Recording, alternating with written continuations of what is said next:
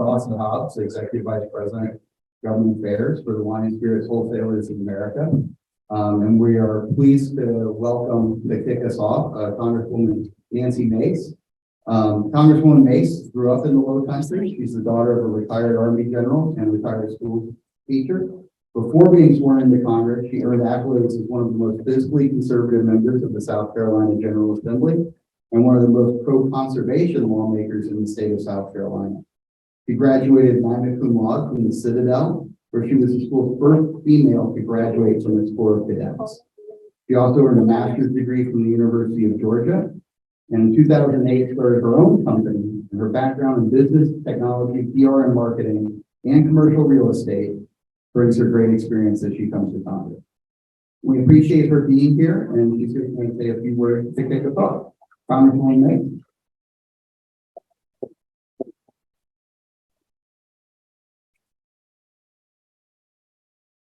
Good afternoon, all. Good to see you. Good to see everyone up here on the panel this afternoon. Cannabis has been a very important issue to me even before I ever came to Congress. And so I wanted to spend a few minutes today talking about in not just the industries, but the way that it's changed people's lives. When I was 16, I was raped by a classmate of mine in high school. And my doctor prescribed me Prozac at the time. Prozac was very new. And it made me want to kill myself. So I stopped taking the legally prescribed drugs that my doctor had given me, and I started doing cannabis. When I was 17 at the time, I used probably about a year and a half or so before I went to college. But it literally saved my life and cut my anxiety. I could sleep at night and I could function. I had a full-time job as a waitress at a Waffle House. I'd go on and finish high school. I would go on to college and would go dry at that point. But when you see markedly how far the industry has come over the last 20 years, I mean, even grandmas like cannabis. And you can go to any dispensary in the nation and you can see people from all walks of life, all colors, all socioeconomic statuses, all ages.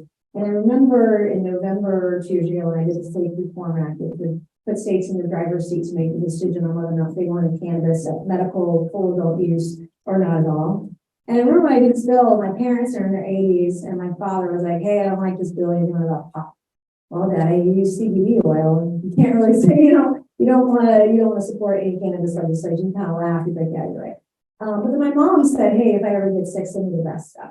And across state lines, from wherever it is in the country, we won't argue about who's got the best cannabis because that'll just explode in here. But it really has changed. It changed my life. You've seen it come so far over the last decade, and now it's a full-blown industry that across the country that the federal government just does not recognize. And I applaud the states that have legalized it and done it in a responsible way.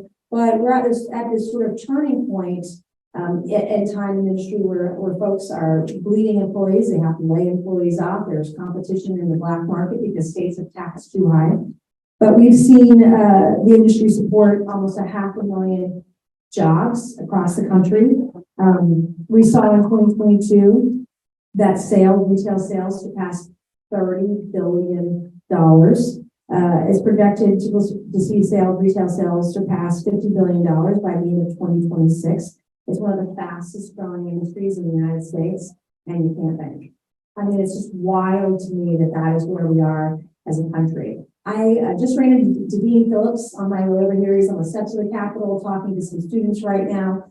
This could be one of the few areas where we have bipartisan consensus. It's just how do we, and the problem really isn't in the House, the problem is in the Senate. How do we get anything done, whether it's banking or descheduling or rescheduling, and hopefully the president will get that started before the next election in 24, probably like October, like a month before. I imagine he'll probably come out with a rescheduling thing, but it is one of those places where we can work together. And Dean Phillips and I had talked about it. He's going to be supportive of my States Reform Act, but this is a place where we really can find consensus and a political time where there's just so little of it. And that's why I've been a big champion for almost my entire life on cannabis. I worked on medical cannabis as a state lawmaker. South Carolina's been working on it for 8 long years. And it doesn't make any sense. More cannabis is coming into South Carolina now more than ever. It is, there's a high demand for it. And it is not a gateway drug. It's an off-ramp rather than an on-ramp. And so I will continue to be a champion for cannabis here on the Hill. We're working to build consensus across the aisle, but also we need to do it in a very bicameral fashion. So I ask all of you, call your senator and tell them to get on board with cannabis. Thank you so much, and thank you very much. Thank you.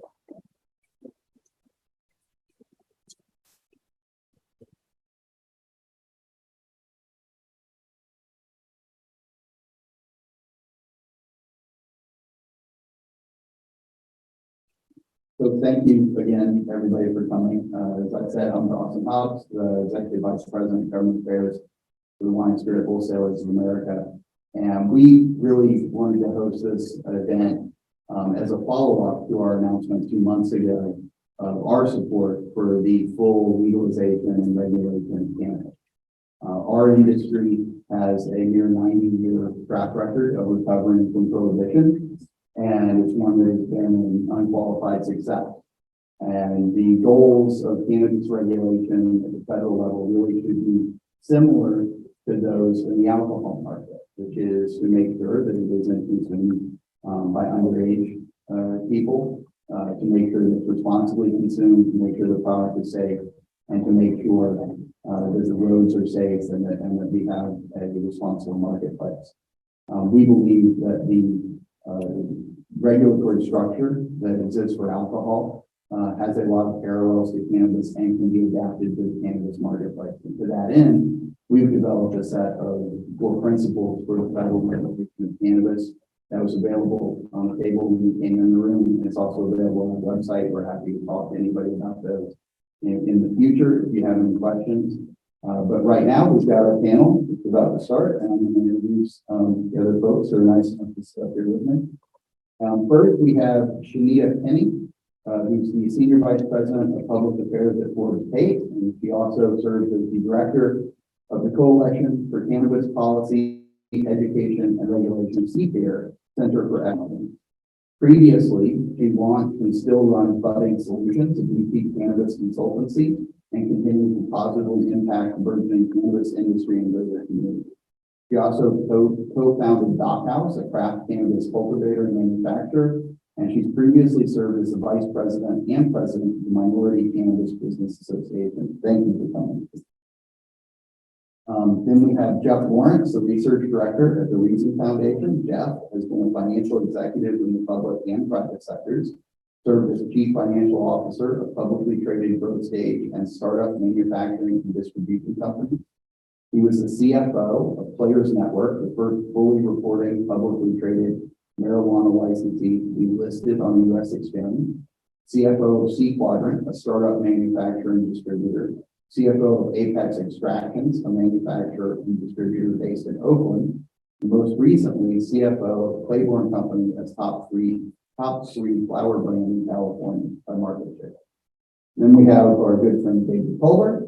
David is the SVP of Public Affairs at the U.S. Cannabis Council. He has over 25 years experience and has crafted winning strategies on behalf of trade associations with a specialty in beverage alcohol, cannabis, and other highly regulated industries. Prior to his role at USCC, David served as Vice President of Global Government Stakeholder Relations for Canopy Growth, where he built and managed the company's global government relations efforts, including their entry into the U.S. as a CBD company. He also served as Vice President of Government Affairs at the Distilled Spirits Council for 16 years prior to that. So getting started, David, let's talk briefly about where we are today. About half the U.S. states have legalized adult use, but the federal government refuses to do anything about it.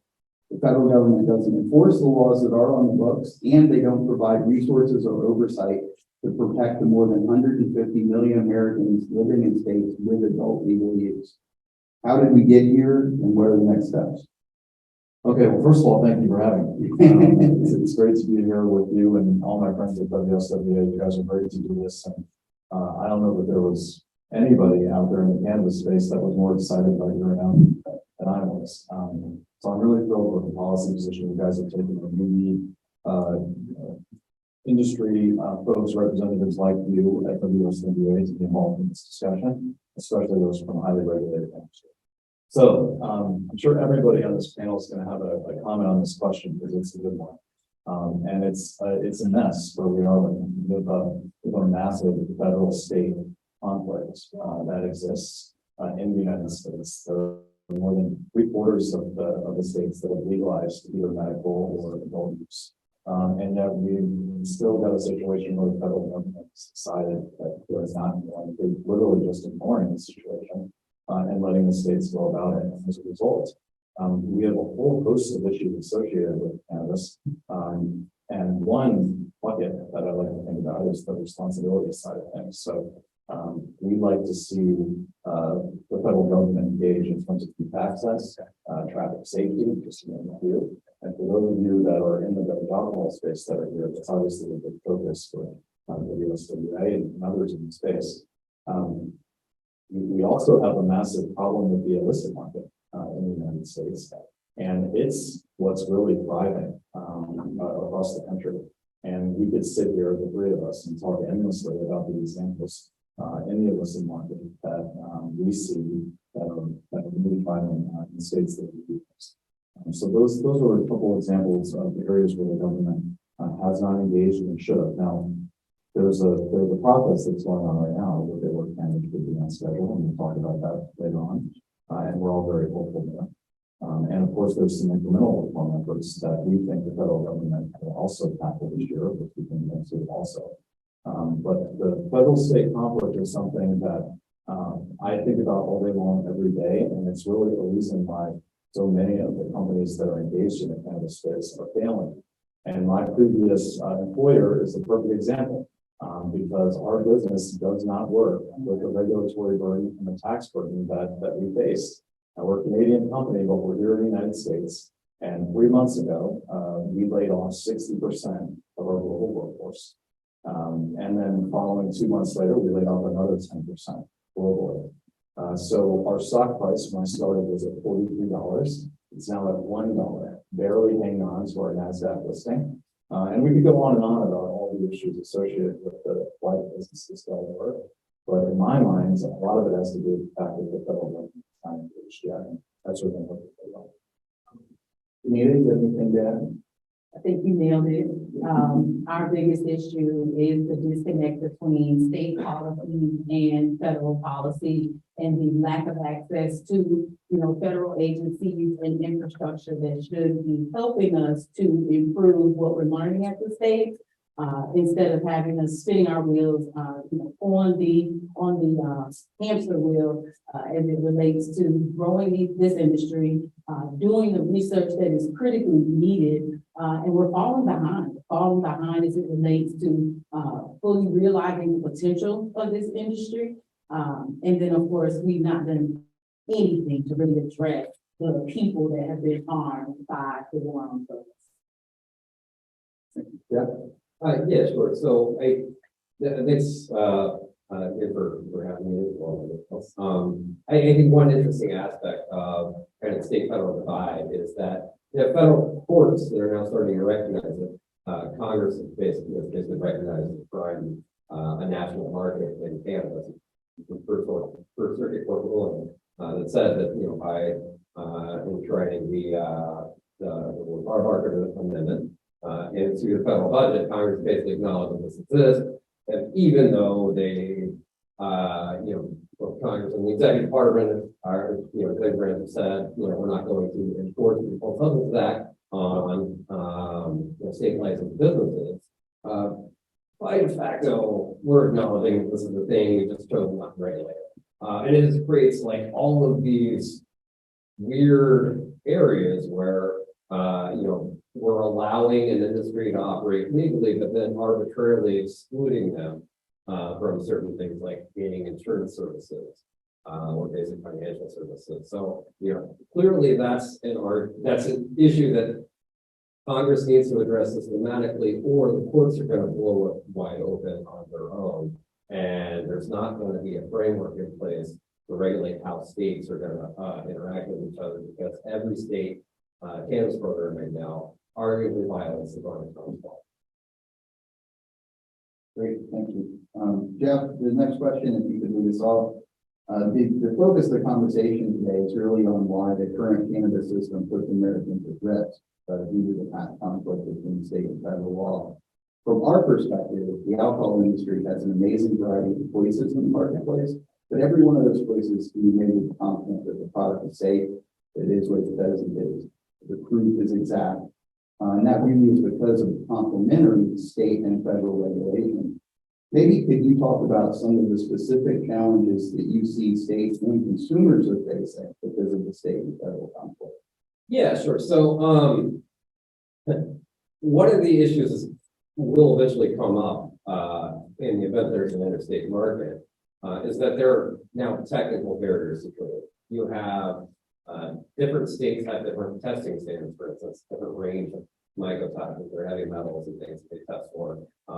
You also have different sampling parameters and sizes for each batch that has to be tested. So, give you an example in California, every 50-pound batch has to be tested for, the array of things that test for California. Next door in Nevada, every 5-pound batch, right? So if I get a sample from a 50-pound batch, it might be, the representation of that batch might be a little different than a 5-pound batch. And when you're talking about comparing things like handling profile, well, not even, 2 buds pulled from the same slant rate, that's the same. Where on the planet is. So, these kind of technical things are gonna have to be worked out before anybody can sell across state lines because it has to be, packaged and labeled in accordance with what that state's going to allow for the way alcohol works. I think states have they've developed different taxing mechanisms. Some have some tax at the wholesale level, some tax at the retail level. So some do both. Some tax on weight, some tax on abnormal basis, some tax on potency.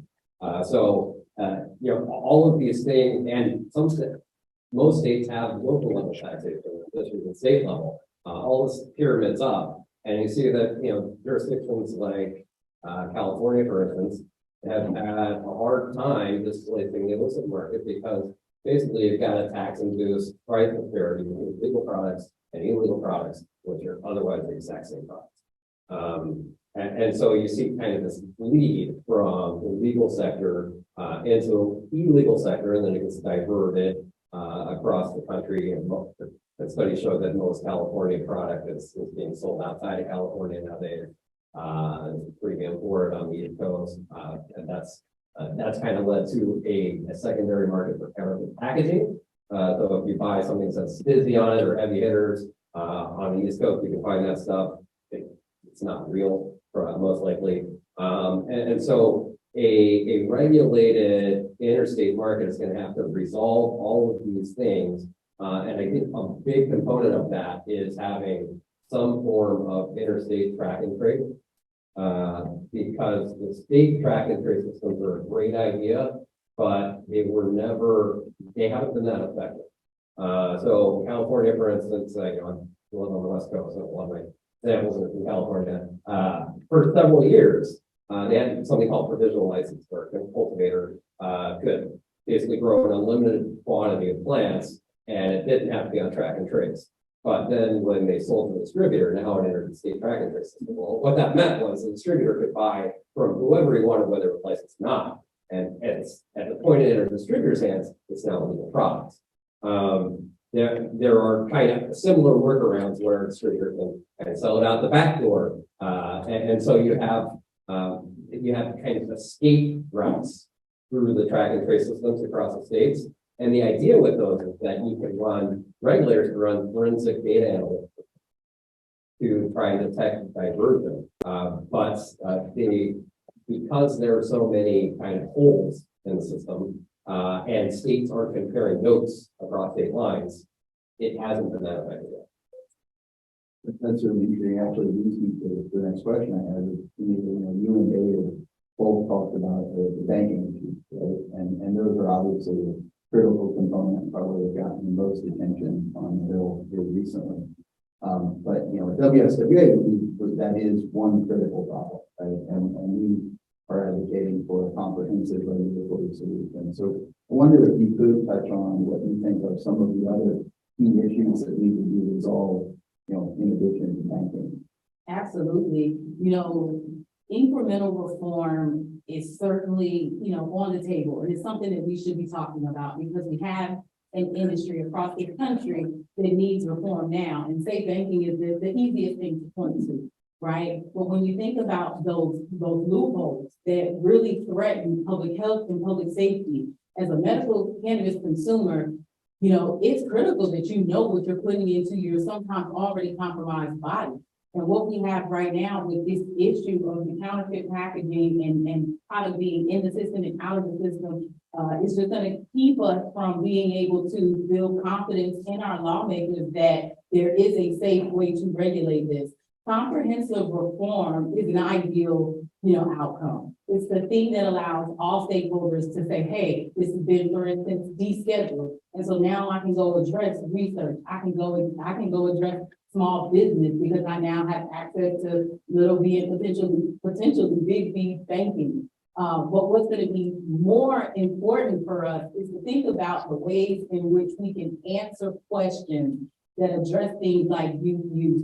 Right now, we know that where medical cannabis and adult use cannabis has been legalized, you don't have the access to those products. There's age verification. You can't even enter those facilities. And so it's critical that we ensure that those same safeguards are implemented across the country. The same testing that will keep, toxins out of this consumer product good or this medicine is absolutely necessary. And until we're looking at it from a national perspective and creating a high level standard that we can then say, these number of states already comply, the balance of them need to come up to this level. And then we can talk about having, a federal framework that really supports, again, ensuring public health and public safety. We want law enforcement officers to not only fully understand what the laws are, but we want them to have the technology and the training to go out and keep our highways safe. When law enforcement has to deal with, first and foremost, understanding whether this was hemp or cannabis derived and is this illegal or legal, we need to position them to be trained and have the resources. And we have infrastructure dollars that would certainly support this. But while cannabis is federally illegal, no dice. David, do you have anything? Yeah, I'll just add to that because you're spot on everything that you said. The thing that gets me out of bed in the morning is the idea of comprehensive reform. It's what I've been thinking about and working on for 5 years. And it's because of the personal stories that I've heard from so many different people whose lives have been so negatively impacted by war on drugs. So we're going to arrest hundreds of thousands more people again this year because cannabis is still on schedule. We still have millions of people in this country that are living with cannabis-related convictions whose lives are very difficult as a result. So all the things that we take for granted, like getting a loan for your car or a mortgage or any simple financial things, they can't get. So that's what I work for. That's my North Star, and that's really where I hope the country goes. And I know we'll talk more about the president's efforts, but I think that I spent my first year with a bunch of really smart people thinking about what that federal regulatory structure was going to look like. Obviously, coming from beverage alcohol, I've got a lot of the same opinions that you do, which is good, and which is why I need more pleased that you guys are involved in this. But that's a discussion that needs to happen. And Congressman Joyce has got a great bill out there called the CARES Act that's going to task over a 12-month period the federal government for looking at what that structure looks like. It should look like, run the water through the pipes, and then when the time is right. So I think that the discussion, the hand we're dealt right now is incremental, and that's what we're going to deal with. But in the future, once we get just that small piece done, and I think we're going to, I think that the path to full legalization is going to expedite. And then we need to make sure we get this regulatory structure right, or folks are going to have a guy like me around for the next, 30, 40 years to try to fix it. Jeff, one follow-up to what you were talking about earlier, you talked about a different state regulatory system, and you mentioned the commerce laws. In the alcohol space, we have widely different state laws regarding alcohol. For example, I like to use Utah and Nevada right next to each other. It couldn't have a more different system for how alcohol is distributed and sold within the state. And the alcohol system from a federal perspective allows for that. We think that similar flexibility will have to exist once federal legalization happens. So maybe you could talk a little bit about how that can work, and also, what about states that may choose to have a slower path or maybe not never legalize cannabis, if you say that. Yeah, so I think, alcohol is a great corollary, because, having been for growth and talking back up, there are still counties in America that are dry. They chose not to repeal prohibition. That's gonna happen in Kansas as well. Will, 50 years from now, will there be entire states that, they continue to ban?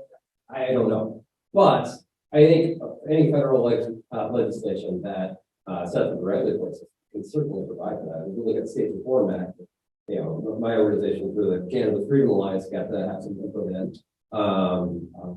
drafting phase.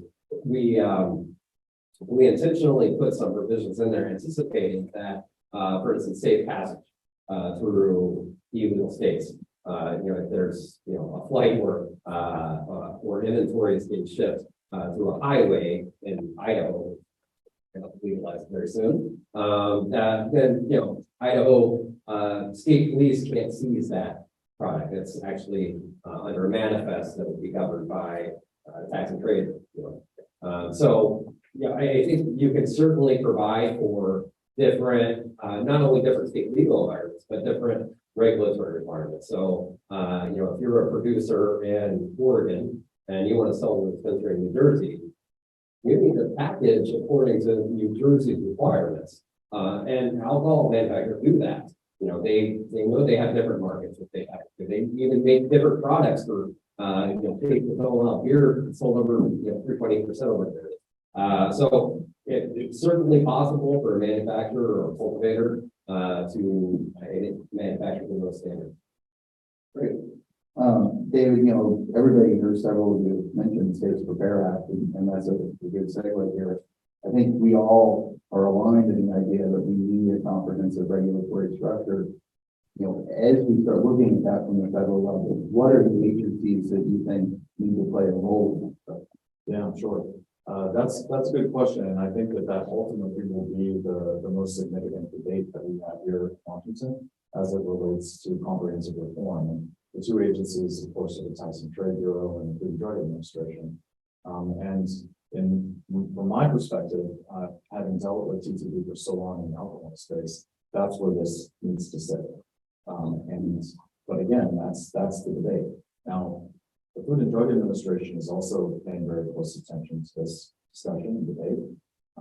They also have been somewhat vocal in the CBD space over the last 4.5 years. So I think everybody knows that CBD came on schedule in the Farm Bill in 2018.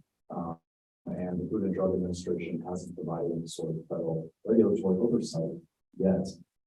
They've tasked Congress now with coming up with a new regulatory channel for them to regulate these CBD products, which are all over the place and completely unregulated. And that's a big problem. Earlier. So what does that mean for comprehensive reform? Is this CBD piece of the discussion the cornerstone for what federal regulatory reform looks like ultimately, or is it just a piece that tackles that one non-intoxicating phenomenon, and that's the end of it? I don't know the answer to that, but I think that's the big part of the debate that we're going to be having here in Washington as we go through this process. Anita, do you have any thoughts on that? The only thing I'd add to that is, we need to continue to be a good resource to these agencies. I think the more we paint the picture, especially comparing what happened since hemp and the Farm Bill, I think it allows them to ask the questions and better understand how their agencies can be thoughtful collaborators in the regulation of cannabis and hemp at the federal level. So I would encourage you to not be afraid of that collaboration, but to embrace it, answer their questions, and provide the research and data that's going to really allow the best agencies to step up and do their part to ensure that we have a comprehensive policy that supports, again, what's been done at the state level, those small businesses, those farmers that have already gotten involved and are losing their shirts right now, the researchers that, are on the cusp of something, that would help answer questions, would help us to better regulate this and see it as a safe, again, consumer good as well as a medical product. Well, I certainly haven't talked to anybody that thinks that the way that the hemp process has gone, there's been a smack and some zaps, right? I think nobody really believed it turning out the way it did when they made that change in farm bill a few years ago. I think there's a lot of lessons that we certainly would agree with you, David, that, you know, PPD should have a strong role, and that certainly FDA has a role to play, right? Especially as there are form factors that are food products and have lots of, you know, mixed with lots of other ingredients. But we do think that those agencies, you know, to work together, but, you know, the licensing and taxation component certainly needs to the department. Yeah, I mean, I'll just have one response here, because I think that there does need to be this collaboration. And if you look at the last 4.5 years, the CBD industry has, you know, been withering on the vine, waiting for the FDA to act, and they haven't to date. And I think it's going to take congressional action, but we've also seen TTD adapt when things changed in that beverage alcohol space. And an example, of course, from my previous life is the small distillers. You know, when I started at Discus, there were 50 roughly licensed distilleries in the U.S. This was a long time ago. And then fast forward to when I left, there was over 2,000. So this explosion of small distillers created a regulatory burden for the agency, but they were able to get the proper funding and then adapt. And they did so quite nicely to be able to respond as they needed to. And I think that's, from my perspective, the kind of regulator that we need, of course, in collaboration with the FDA, and we've got certain things to take part of. Right. Shanita, so one of the things that we're proud of in our industry is that we've made great strides in reducing underage access, promoting responsible consumption, securing resources for education. I think a lot of the gains we've made both in higher safety and in underage access are as much through education as enforcement. So what are the opportunities in similar ways that have been missed in cannabis because of the federal status of cannabis? One of the things that I like to speak, you know, positive energy into the work that we're doing. One of the things that we're seeing done at the state level are state police and researchers working together to, in Maryland, for instance, bring medical cannabis patients in, bring law enforcement in, and they're actually teaching law enforcement how to observe, you know, someone who is under the influence of cannabis, someone who may be actually impaired by cannabis. And so what we have to do is look at the opportunities to just get in and lead with education, and where we can look at things that benefit cannabis from a more general perspective. We can tap into federal programs and federal dollars that lend themselves to the work that we need to do. And while we can't go out there and say, hey, we're doing this in the name of cannabis, we can say that we're doing this in the name of highway safety. We can talk about the data and facts around, you know, highway crashes and deaths from what can or cannot today be traced back to, you know, cannabis impairment. So it's going to be really important for us to, you know, again, there are just so many people that are not even willing to take this issue on because they are scared of it. We can help to minimize that by leading with data, leading with research, and again, thinking about what the next issue area could be, as opposed to regulating for it and having to course correct. What I love about what's happened in especially the craft beer space, right, is not only do you have government and regulatory growth, but you got industry partnering with these smaller businesses to ensure that they can actually get in and thrive. And so when you start to think about the smallest cannabis operators today, as we get smarter as it relates to regulation, we're oftentimes leaving them behind. In Colorado, when the regulations were changed to actually stamp the cannabis symbol on every edible, it put a lot of small manufacturers out of business.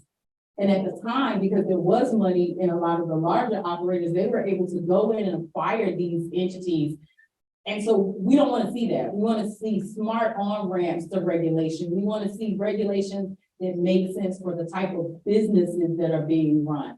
And while there's certainly a place for FDA and potentially other agencies, There's also just this amazing, network of craft cultivators and think farmers market. I buy aloe a couple times a year, and I don't think twice about buying it from a small farmer. I think there's a place for that in cannabis, but there's also the person who's, body is already compromised because they're ill, and they need a product that has gone through the most rigorous testing, and they know when they consume that product, that medicine, that it is exactly what it's supposed to be. Great. One final question for each of you, little fun part. So we're gonna get our crystal balls out. We're gonna ask the question, what does it take for this to happen, right? We've all talked about a federal legalization regime, comprehensive regulation, states and federal government working in partnership, and that's creating a safe and robust cannabis market. So how do we get this across the finish line? What does it take within Congress? What are the next steps? So we'll start with you, Jeff. One word, bipartisanship. Because there's always going to be a section Republicans and a section Democrats who oppose any change in this case. I think a lot of Democrats are frankly glad that they haven't had to take a vote yet in the Senate. So you can't get a package like this through unless you've got people from both sides who are willing to talk to each other, work with each other, and that maybe means kind of bringing the overall tenor of debate across the spectrum of issues down a little bit in DC so that this can get done. But also kind of listening to the public, because the national support for legalization has never been as high as it is now. More than 2 out of 3 people, and that includes the majority of Republicans. So the issue is the debate's already been won at the popular level. It's just about kind of the technical aspect of how you get a vehicle through Congress. David? Yeah, I agree with all that. The second thematic thing I'll throw out there is so we have an age problem specifically in the U.S. Senate. There's a lot of members that have been legislating on the war on drugs for 50 years. We have a similar problem with our president at the moment. I don't think he's very comfortable with this either. So that's something that just over time, obviously, we're going to get younger legislatures here in Washington, and this issue is going to be a lot easier for voters to sign. I'll be a little more specific in my response to this. You talked about incremental reform. I do think that this is the year for incremental reform in Washington, and that is the SIG Banking Act. And this bill is so important. There's so many reasons. Obviously, the industry needs access to banks, but it also helps provide access to capital for small and minority-owned businesses in those state programs that are struggling. They're failing. I mean, look at New Jersey. New York's going to have the same exact problem. They are literally failing. The government keeps delaying the program, and that's how it affects the country. So the Safe Banking Act is also a public safety issue because all of this cash that's in this business that you're loading up in a truck and taking to the bank to pay your taxes every single quarter, and that's a big problem. There are robberies, there's been deaths associated with it. So we think that that's the first step. Now, there's a lot of people that disagree with me about this part, but I think the Safe Banking Act is the crack in the dam that really expedites legalization and also is that safe harbor that all these other industries are looking for. So I talk to industry all the time about what's going on in cannabis because they want to have a piece of it, right? It's a $30 billion industry, as the Congresswoman said. It's going to be $100 billion by the end of this decade. So that's almost as big as the domestic beer industry. We have all these other industry groups that want to be part of this. Second thing that's exciting this year is that we could see some sort of action out of DOJ and HHS on this rescheduling, descheduling campaign that the president asked both those agencies with. So we're excited about that possibility. And somebody mentioned earlier about the politics of that. They may wait, Nancy did actually, they may wait until later next year to do it for the election. But I actually think they're going to announce their intentions this fall and then act on next year. And finally, is for those that follow the CBD space, I mentioned earlier that I think there's going to be some action there too. After 4.5 years of waiting, I think this industry is finally going to get that regulatory certainty that they didn't. Nate, your thoughts on the path forward? Totally agree with both of these gentlemen. And I just would urge folks to embrace radical collaboration in a real way. There's no way we get this done with either party if we aren't at least collaborative and on the same page in terms of what it is that we want.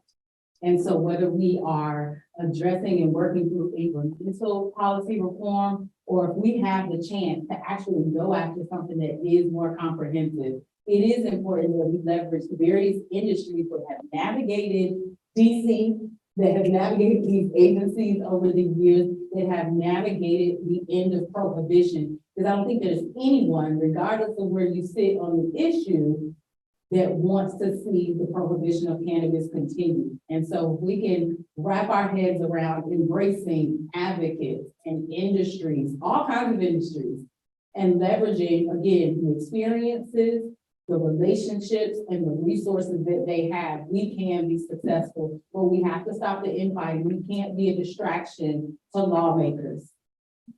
Yeah, I just like to say I agree with much of that, especially bipartisanship. And I think also, it's not just bipartisanship. I think it's an issue of the very delegations from various states respecting that the federal regulation of cannabis has to allow that flexibility as we do in the alcohol space for a state that chooses to be more restrictive on the cannabis laws to do that and feel safe and protected, that they aren't going to be flooded with product from out of state, but also allows that flexibility for a state whose communities decide to be more permissive to do so, and the product still to be safe, so they're not be a black market, and for public safety to be served. So those were all the questions for the panel. I'd like to entertain any from the audience if there are. Sure. I'd like to ask, how is Canada handling this, and is it compatible with how we do things here in the States? Not well is the answer. So they legalized 2018, and they had a very burdensome regulatory system and a very, very high tax rate. They also have different regulatory systems within the province, and sometimes down to the local level. It makes getting to market that much harder because you have different labels and different testing, it's an endless list of things that are different. And we have a lot of that here in the United States. We've taken a number of U.S. delegations with Cannabis to see the Canadian system, to meet with Health Canada, to meet with certain provincial leaders, to really look at what's worked up there and what hasn't. And the bulk of the answer is that it hasn't worked. And again, back to what the debate here is going to be in Washington. In terms of who's that federal regulator, how burdensome it is, because it needs to be a heavily regulated. It's obviously clear for everybody. But how heavily regulated is it going to be? And how heavy is the tax rate? Should it be the same as distilled spirits or beer or wine? These are all things that we're going to have to debate. But you know, the cannabis industry in Canada is largely failing, and they haven't had the responsibility problems that they thought they might have had, that Sheila touched on earlier. But from a business perspective, it's been a real failed experiment. They're going through a reform effort right now. So when I was at Cannabis, we submitted an endless list of comments, and I think that middle of next year, they're taking an 18-month review. Middle of next year, you'll see some proposed changes, because otherwise, all these big companies are withering. So I'm going to ask you some follow-up questions for the bottom side of that and the southern border. How is the immigration issue, if you will, opportunity, if you will, being affected as far as cannabis imports, if you will? Recently, folks, consultants going into Canada from the U.S. would not even indicate that they were doing business on behalf of a cannabis company when entering the country. There were folks who were, again, turned away, folks who have been exiled, if you will, because of their participation in the industry. There are some issues with, product crossing the national lines, and they're dealing with that. But I think you hit the nail on the head in terms of the reform that they're going through right now, where you had silos of stakeholders who didn't work together in the initial implementation. When they saw how bad the situation was, they knew this was their one chance, because they only committed when they passed the law to go back and address shortcomings of the law once. So they get this one chance to course correct. And I would encourage us to take that on. In general, though, I think that people often don't realize the impact that cannabis prohibition has had on immigration at everywhere. Yeah, were you asking about the southern US border? Southern now. Okay, because I mean, we have an endless list of problems going back and forth. If you get a DEA agent, or sorry, a TSA agent that Yes. does not like cannabis, then he or she often acts independently. And when I would cross the border, I didn't have as much trouble going in and out as an American, but my colleagues that were Canadian, they were harassed constantly. And we had a little letter that our attorneys had written, that if you run into a problem, it was like step 1, step 2, step 3, and it was very serious. We had constant issues. And it didn't matter what we said to TSA, those agents acted on their own, and it was a big problem. And so you do have policymakers that are concerned with cartel crime, that are concerned with illicit growth, that are concerned with our state programs being a loophole for cartels, especially Mexican. And so it is something that we have to be thoughtful about. The CPAIR, Center of Excellence, will actually be releasing a paper later this year addressing and spelling out the problem with illicit growth and making some policy recommendations about how we can really wrap our heads around and capture the illicit market and see that regulated cannabis tax revenue coming back into our hands as opposed to the cartel. And I would just comment on that. Take the alcohol example again. What really worked was ultimately making the legal market more attractive than the illegal market.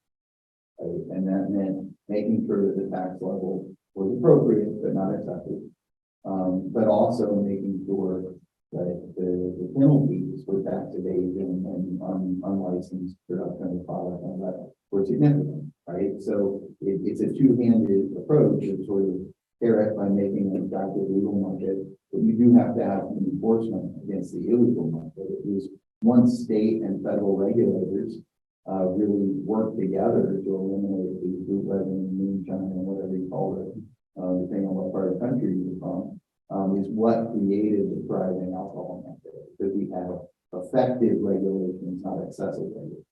And so that creating one where the consumer was more likely to go to a licensed retailer than go to an illegal moonshiner is what created a safe and successful alcohol market. And I think we can do the same with comprehensive reform in the cannabis market. And I just have 2 quick things there. The effective tax rate of the cannabis industry for the legal producers is in the mid-70s because there's no business deductible. So you were exactly right. And if we did have a legal system, we would have a federally regulated system. We would have that reduced rate. And then in terms of the stick on this, that's also a big debate that goes on in the States right now, because we've been putting people of color primarily in prison for this plan for 50+ years. Is that what we want to do in terms of enforcement, or is it a penalty that, like you go to New York City, there's illegal shops all over the place. So what do? You find people? Do they care if you find them? So it's a difficult debate. Okay, it's a good question. The evolution of it to being accepted in a big box store environment, Target, Walmart, which is now forced carrying as wine, spirits, etc. It's only a matter of time. It's not so easy to advocate that in there. Well, under our proposal, much like alcohol, the federal regulation would be focused at the production and distribution levels. So these are the levels that really impact interstate commerce. And we believe that consumer interactions and retail decisions should be most effectively regulated at the state level. That's what we have for alcohol. In some states, yes, a big box store can sell wine, beer, and spirits. In some states, they can only sell beer and wine. In some states, they can only sell beer. It really depends on what the decisions of those local communities. All of those decisions are valid based on the desires of the community, and that's what should be respected by the federal legislature. Another question? Thank you. Yeah, sorry, I just missed Congresswoman's remarks, so maybe she said something to this effect, but you guys have a talking point on federal revenue? Potential federal revenue, excise tax, In terms of the number, yeah. You know, if you got an idea of how much the industry is gonna be, and, you know, what it would be, maybe comparable to what you guys are taxed at, excise wise, federally. Yeah, it could be a good talking point, for, you know, getting down the road, you know. Again, giant debate. So I can make the argument that as a young fledgling industry, that the effective federal tax rate for the legal cannabis business should be 0 for the first 5 years. So just hear me out, because right now, none of these companies can succeed, right, at the rate that they're at. And then you ramp it up over a period of time to equal that in the beverage alcohol space, because that's what legislators know and understand. And then the debate there is going to be, is it the distilled spirits rate, which is the highest, or is it beer, which is the second, or is it wine, which is the lowest by far? And then you think about, is there some sort of a small producer credit for cannabis operators, like you've got in beer, wine, and spirits, and then to the MSOs, the multi-state operators, so they can have larger weight, like the big suppliers in the alcohol space. So yeah, from a talking point perspective, we could probably come up with 5 or 6 different numbers depending on the rate, but it hasn't been decided yet. So. and what I would build on that is what we do think is, you know, we don't have a number for estimate because it does depend on what rate we finally settle on. What we do feel fairly strongly about is that it could be in somehow tied to the potency of the product, right? So because if you have it in the other scenarios where you were taxing based on price or based on weight or some other measure, you're essentially incentivizing high potency, low cost products, which isn't necessarily the outcome from a responsible consumption standpoint that we want. And we still have to consider the fact that medical products are typically going to be a higher potency because they are necessary to address the illness or ailment of the patient. We have to think about, you know, and I know for a lot of states, they led with this being, you know, a windfall for state governments to do whatever it is that they want to do. We just have to make sure that we engage all of the stakeholders involved and hear all of the perspectives, because again, if we lean into a potency tax, we have to absolutely consider medical patients. And I think the other thing we need to think about is where local, state, and now a federal tax, where that ultimately puts us, and are we ever going to be able to compete with the unregulated and illicit markets right now? Yeah, I think that the argument about potency is the best point ways, because there's an argument that higher potency products are healthier, because you consume less plant material, including flour together. And that's kind of where all these different articles come from. Now, if you're talking about extracts, maybe it's a different argument, but you know, taxing flour at different rates of different potency, questionable whether that's really in public health interest. Any other questions? They're ready for the bars. Yeah, I guess they're ready for the snacks on the bar. Thank you, everybody, for coming. We'll be around. And if anybody has any questions, I'm sure all the panelists will be happy to answer them individually or reach out later and afterwards if you have anything else you'd like to discuss. Thank you all.